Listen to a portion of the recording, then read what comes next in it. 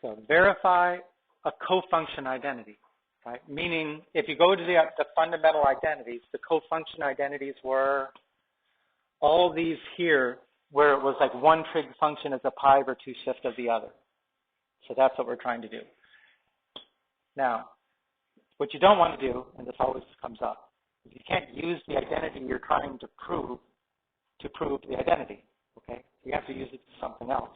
And because this is actually the cosine of a difference, we're going to use the formula.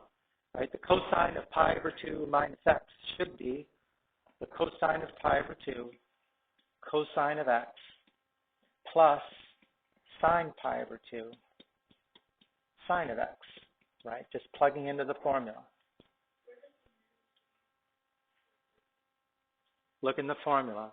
The cosine of a difference has a plus in between. Right? Okay, now, the cosine of pi over 2 and the sine of pi over 2, we know that. Right? From the unit circle, what's the cosine of pi over 2? It's 0. And what's the sine of pi over 2? It's 1. So we have those. So in the place of cosine of pi over 2, replace with a 0. In the place of sine of pi over 2, replace with a 1. Right? But if 0 times anything, that whole term is going to cancel. And all you're left with is 1 times sine, which is sine. And that is what we were trying to make it look like.